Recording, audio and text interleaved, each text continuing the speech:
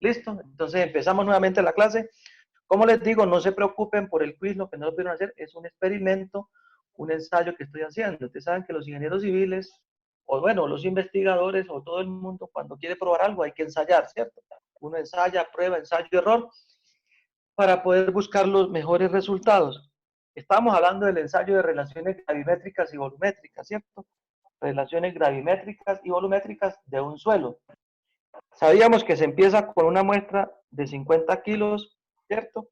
Se toma la muestra de 50 kilos, tomada de la pique, luego, bueno, de la pique o si es de una perforación, la cantidad de muestra que nos salga, ¿no? Le hace un cuarteo, ¿cierto? Esto es un cuarteo, se coloca en la superficie y se empieza a cuartear a obtener una muestra representativa. Hacía una aclaración, en el parcial la mayoría se equivocaron porque el tamaño de la muestra, ustedes decían que el ensayo había quedado mal hecho, ¿no? Ahí decían el tamaño de la muestra era 5.600 kilos, fue el tamaño de la muestra que se extrajo. Pero la muestra que se va a lavar, la norma dice que son de 600 a 1.200 gramos. En el ejercicio creo que eran 729 gramos. O sea que ahí no había ningún margen de error. Ahí fue donde la cagaron. Por eso todo el mundo le coloqué 0,2 a casi todo el mundo. ¿Sí está claro? Sí, señor. El primer paso, tener la muestra.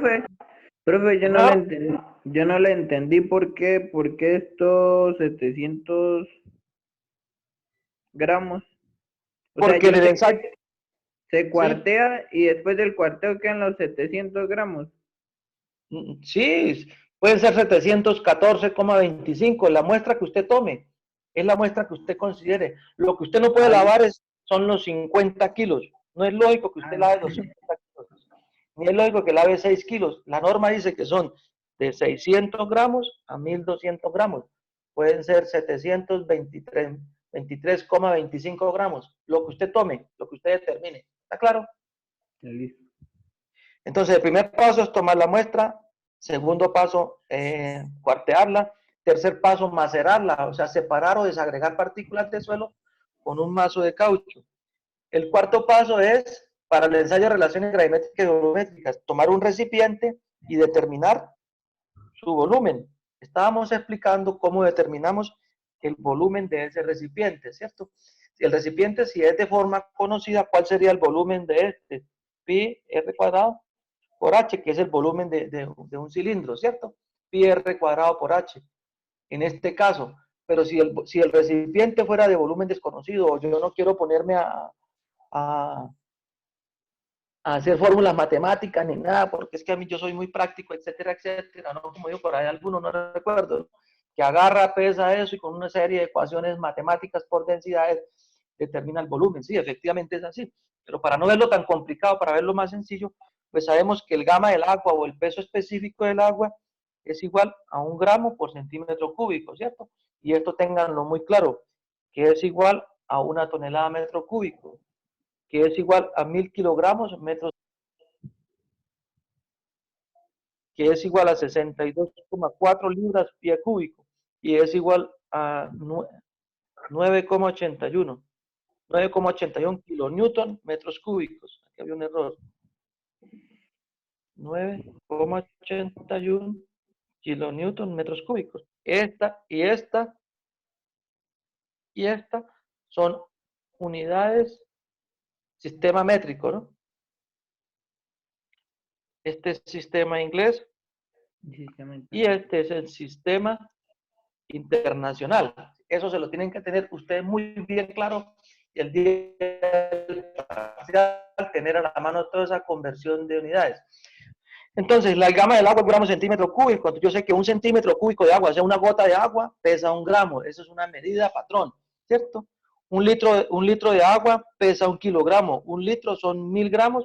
Por tal caso son 1.000 centímetros cúbicos y por ende son 1.000 gramos. Entonces, si voy muy rápido me frenan porque ya me emocioné con esta vaina, ¿cierto? Entonces, si yo tengo este recipiente, ¿cierto? Yo tengo este recipiente para trabajar y yo quiero determinar su volumen, lo tengo que hacer con integrales, ¿cierto? Con una integral, aplicando una integral doble, yo hallo el volumen. Pero muy sencillo, yo peso el recipiente vacío peso del recipiente con agua y la diferencia es el peso del agua, que es igual al volumen del recipiente. Entonces, así lo hacemos más práctico.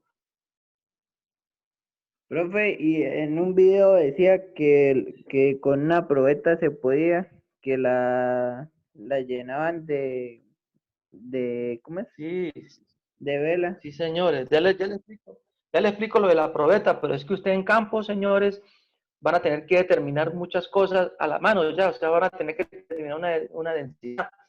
Necesitan saber un volumen, claro, claro, efectivamente. Yo tengo este otro recipiente, digamos, esta taza, ¿cierto? Yo, si yo tengo aquí un vaso o un tanque con agua, ¿cierto? Un recipiente con agua, yo con una pipeta o con una probeta, la la pipeta viene calibrada, ¿cierto? O la probeta que tiene el laboratorio, lo que cada rato parten que vale 120.000 pesos, ¿cierto? Es una probeta. Si la probeta... No, profe, está mal el internet. Sí, sí, espera un momentico, ya llegó.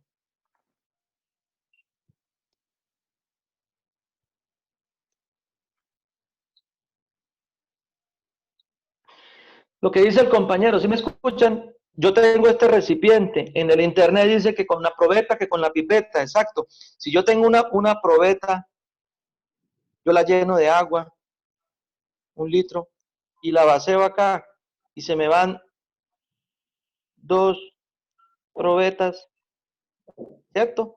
¿Cuánto es el volumen del recipiente para llenar esto? 2 litros. Pues 2 litros, pero ¿cómo es más fácil? ¿Por peso o por volumen para determinar exactamente? Y si se le van 2, y el resto es un poquitico, pues hay que determinar con esta pipeta y con la probeta, con la pipeta y con la probeta, el volumen del recipiente.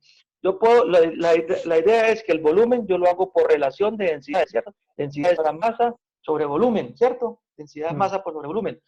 La densidad del agua es 1, ¿cierto? Gramos centímetro cúbico. Yo lo hago por pesos o lo hago por volúmenes, por cualquiera de los dos, porque este factor es 1, ¿cierto? Para que ese factor sea 1, ¿cuánto debe valer el peso? Lo mismo que el volumen, ¿cierto? Sí. Entonces, si yo lleno esto, si yo lo lleno con una pipeta o con un recipiente que yo pueda medir, lo estoy haciendo por volúmenes, ¿cierto? Pero si no tengo eso, que es más complicado, que es más fácil tener una balanza en el bolsillo, entonces yo lo hago por pesos. ¿Podemos continuar? Esa clase es de química. Bueno, esa clase es de química. Eso lo tienen que ver en química y en materiales de ingeniería. Entonces, determinamos, es el ensayo de relaciones gravimétricas y volumétricas. Nosotros determinamos el volumen del recipiente, ¿cierto? Determinamos el volumen del vaso, ¿cierto? Ya con el volumen del recipiente, yo le voy a agregar suelo. Yo le voy a agregar, lo voy a llenar de suelo. Pero ese suelo no tiene que estar tamizado. La condición del suelo es que tiene que estar macerado debidamente, ¿no? El suelo. Y el suelo lo dejo caer en caída libre, ¿cierto? Que las partículas se acomoden como simulando se acomodó en la naturaleza, ¿cierto? Cuando lo tengo lleno, lo voy a enrasar. Enrasar. ¿Cuál es la condición del suelo? Que el suelo debe estar seco al aire. O sea, con una humedad más o menos máxima del 1, del 1%, él va a tener una humedad mínima cuando es seco al aire, ¿sí? ¿Está claro? Si yo tengo el recipiente, lo lleno de suelo, lo enraso, ¿cierto? Lo enraso. ¿Ya está claro? Después de que lo tenga enrasado, lleno de suelo, voy a empezar a agregar agua. Tendría que ser agua destilada, pero No hay bueno, en el sí. laboratorio. ¿Cómo? Que es un problema para conseguirla en el laboratorio. La norma dice que agua destilada, pero como no hay agua destilada, lo agregamos de agua. ¿Cierto? ¿Qué pasa con el agua destilada? El agua destilada le saca las partículas, moléculas de aire que tiene el suelo. Es un agua más pura, sin moléculas de aire. Entonces, yo lleno, ojo, perdón, después yo peso el paso. recipiente con el suelo seco, ¿cierto? Peso el recipiente con el suelo seco. Este es el primero, es enrasar. Segundo, pesar el recipiente con el suelo seco. Tercero, pesar el recipiente con el suelo más agua. ¿Cuánta agua se le echa? El agua hasta que quede completamente lleno, hasta que quede acá, ¿cierto? Hasta que quede aquí. ¿Sí está claro? Sí. Hasta que se rebose, igual que el suelo. Yo le agrego agua ahí. Ustedes van a observar una reacción, que si el suelo es grueso, la saturación, cuando hablo de saturación, es cuando está el suelo completamente mojado. Cuando el suelo es grueso, esto inmediatamente va a llegar hasta aquí y se va a saturar y no va a haber ningún cambio de volumen. El volumen del suelo se va a mantener como está. Pero si el suelo es fino, ojo con esto, cuando empecemos a agregar agua, ustedes van a observar que el suelo va a tener un descenso, ¿cierto? Un descenso, el suelo va a bajar por el agua va a llenar esas partículas, esos vacíos, y el suelo va a bajar, y el agua queda, entonces yo tengo que agregar agua hasta el enrase. Y lo debo dejar el tiempo suficiente hasta que me quede saturado. O sea, yo al otro día voy y miro, y si el nivel de agua bajó, ¿qué quiere decir? Que el suelo está absorbiendo agua. Voy al siguiente día, si volvió a bajar, está absorbiendo. Entonces yo tengo que siempre tratar de mantener. No. Se acabó la clase.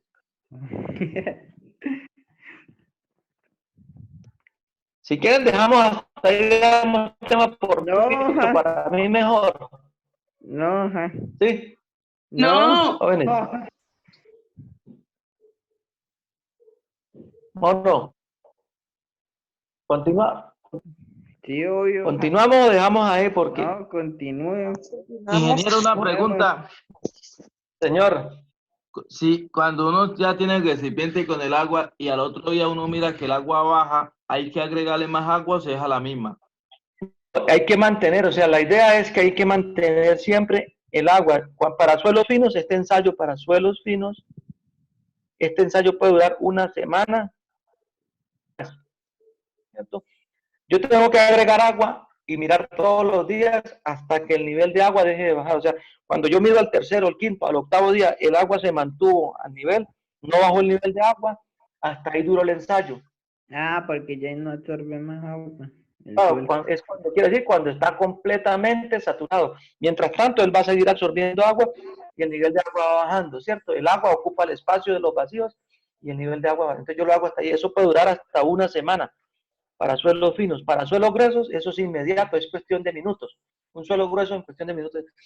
Luego de esto, yo tomo el peso del recipiente más agua, ¿cierto? Para suelos finos son días, para suelos gruesos son minutos. Y hago las fórmulas respectivas que vamos a ver a continuación. Entonces, ahora sí, título, para los que quieran copiar, copien. Estructura y propiedades físicas de los suelos. Y el subtítulo es propiedades básicas de los suelos. Entonces, lo que les voy a dictar no está en los libros que les di. Y es más o menos lo que se pregunta. O sea, que si quieren copiar, copien y si no. Las propiedades básicas de un suelo son las que se requieren para definir el estado físico. Propiedades básicas. Las propiedades. Las propiedades básicas sirven para definir el estado físico del suelo.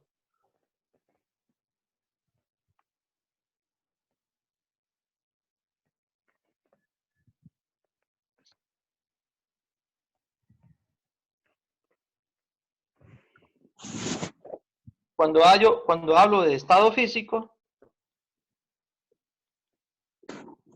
son granulometría,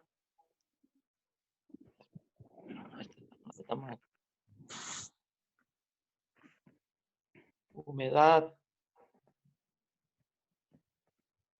densidad, etcétera. Son esas propiedades fundamentales que tiene cualquier suelo, ¿cierto? Que son propiedades naturales que tiene cualquier suelo. Porosidad, relación de vacíos, etcétera, ¿no?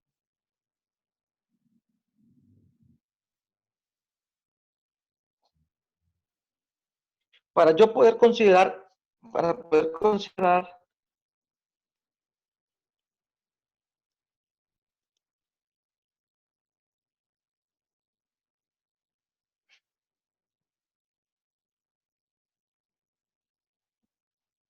cómo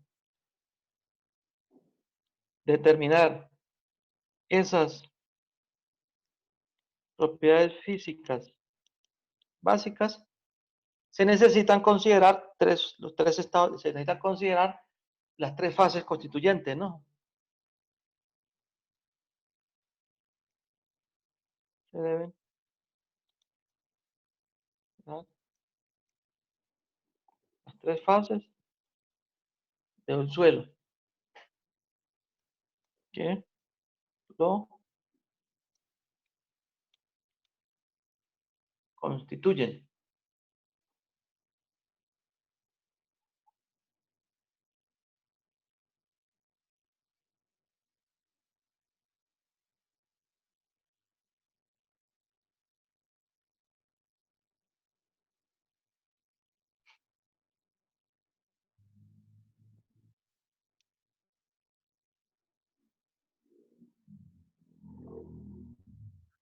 Alcanzaron a copiar, ¿verdad? Sí. Sí, ingeniero. Entonces, yo tengo una partícula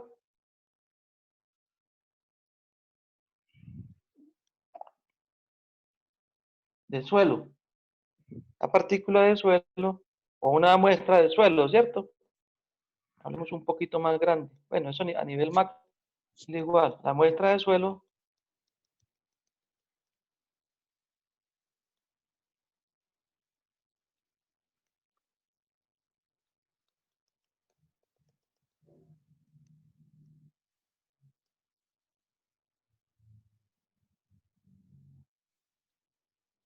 es una partícula de suelo, el cual está compuesta por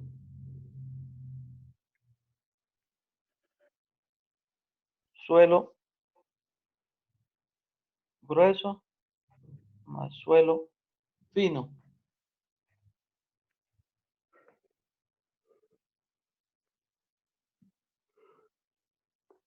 ¿Cierto? Está compuesto por agua y está compuesto por aire, ¿cierto? Entonces las fases del suelo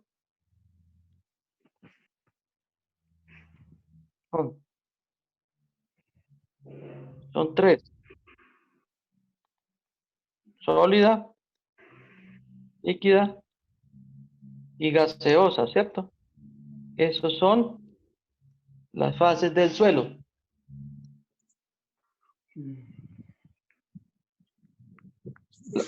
Lo sólido está compuesto por las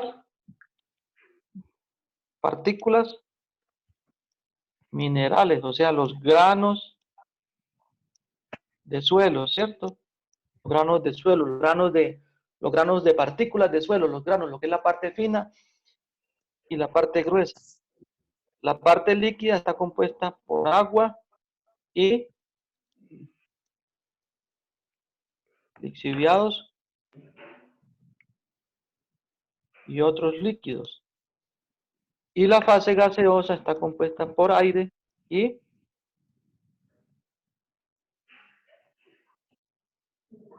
otros gases. Entonces, básicamente, la parte líquida nosotros vamos a considerar que es el agua, y para la fase gaseosa vamos a considerar que es aire. Cuando hablo de lixiviado, los que no saben qué es un lixiviado, es un producto de la descomposición de la materia orgánica, ¿cierto? Un lixiviado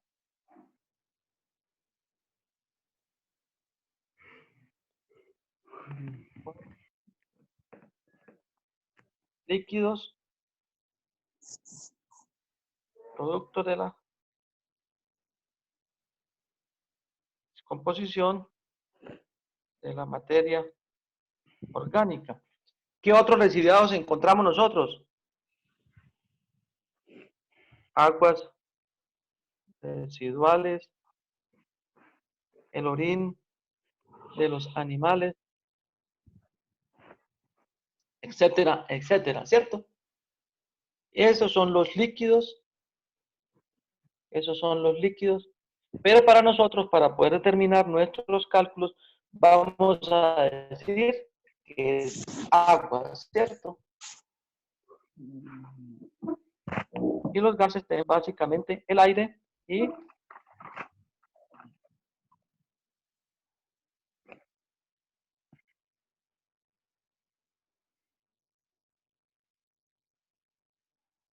espérame, me olvidó cómo se llama,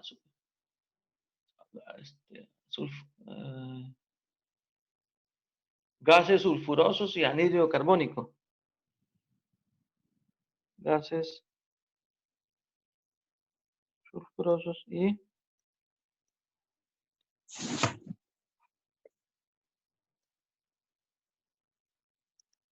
carbónico. Esos básicamente son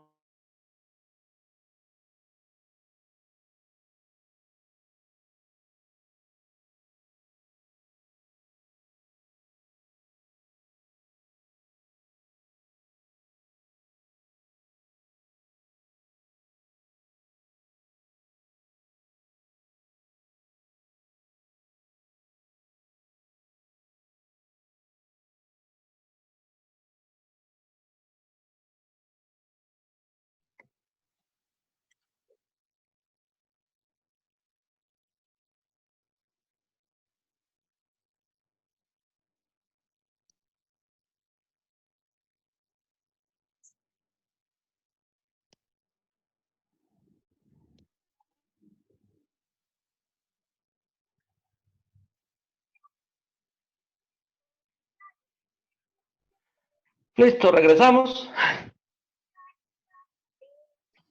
Sí, ingeniero. Entonces, continuamos, ¿verdad? Sí, profesor.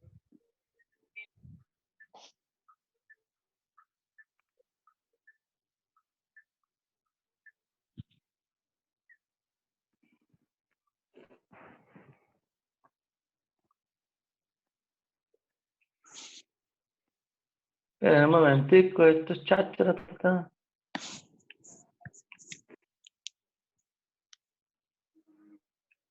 Composición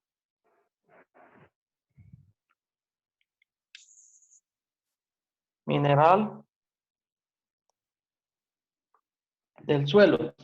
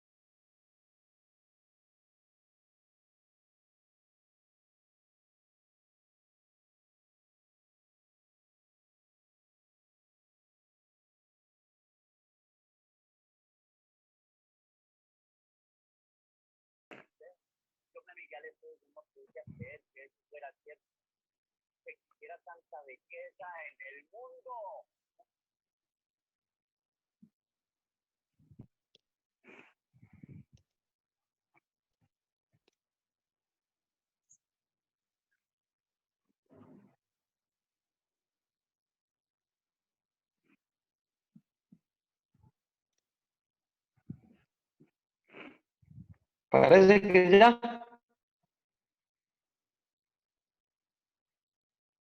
A mí no me aparece nada. A mí tampoco.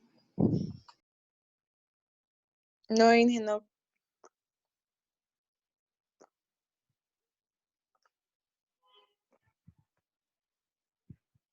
Toca tener paciencia, jóvenes, porque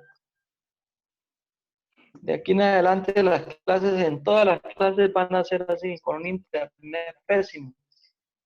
¿Por qué? Porque ya todos los colegios están estudiando a partir de ayer. Entonces va a ser difícil, les toca a los jóvenes, les toca poner mucho de parte de ustedes en las lecturas, y lo que no entiendan,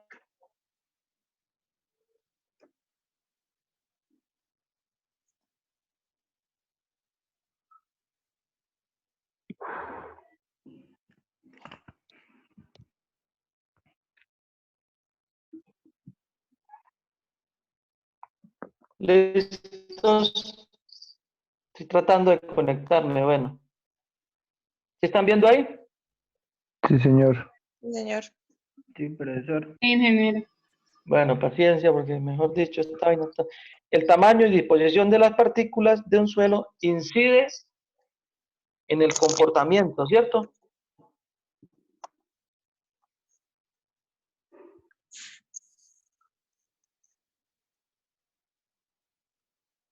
Estructural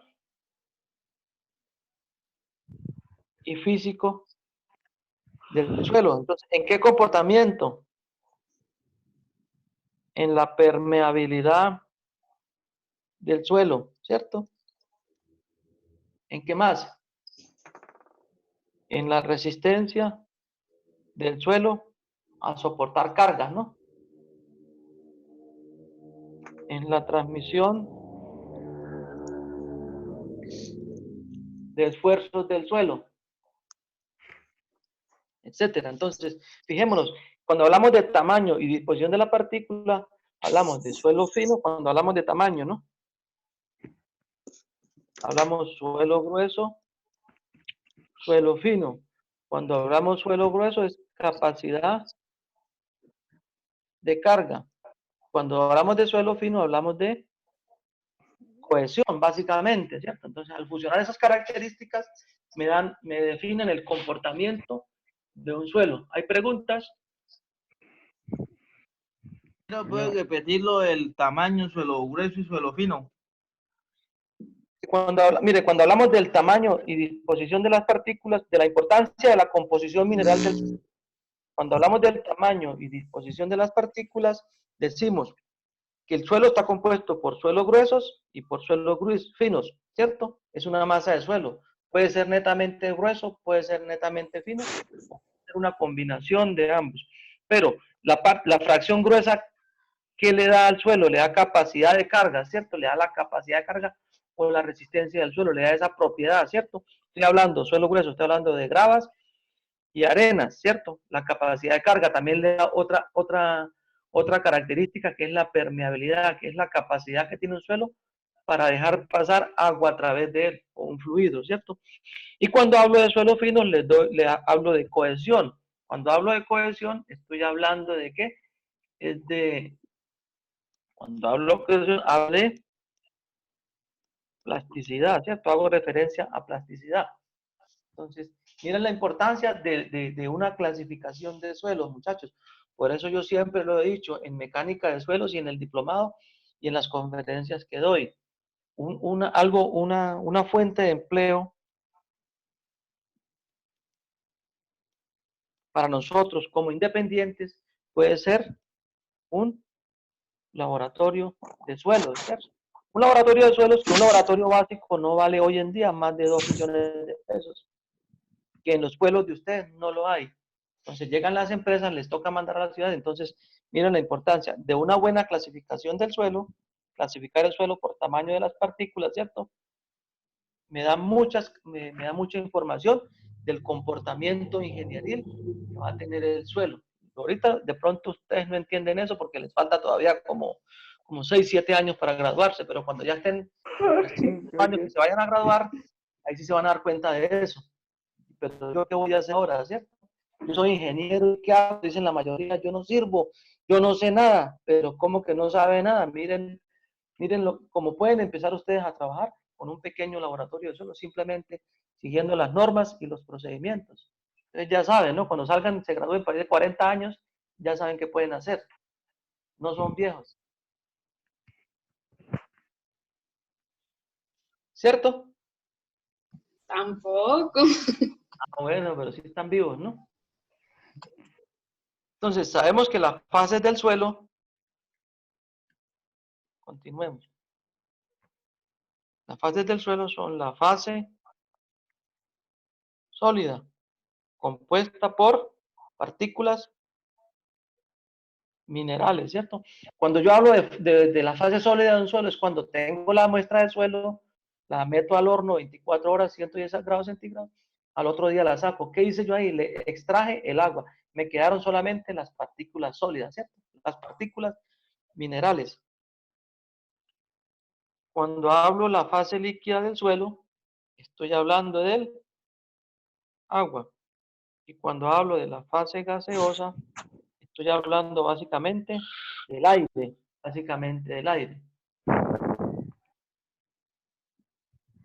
Entonces, con el fin de facilitar el trabajo, copien ahí. Con el fin de facilitar el trabajo de calcular las relaciones de peso El trabajo. y volumen, o sea, las relaciones de peso y volumen de un suelo, las relaciones volumétricas y gravimétricas de un suelo, con el fin de facilitar el trabajo de calcular o determinar las relaciones de peso y volumen de un suelo, es necesario considerar un diagrama ideal del suelo, ¿cierto? Es necesario considerar un diagrama ideal del suelo que represente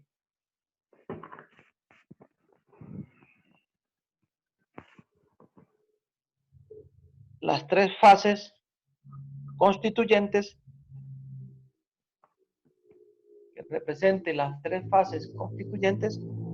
en proporciones para cuantificar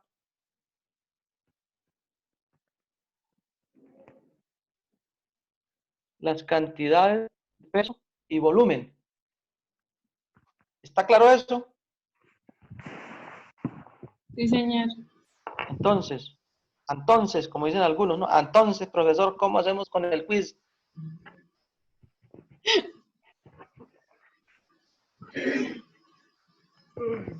Ok, es lo que dicen así, ¿no? Aquí entre nos. Entren para adentro. La agua. Hay que aprender a hablar, ¿no, jóvenes? Tenemos muletillas, pero hay que irlas corriendo.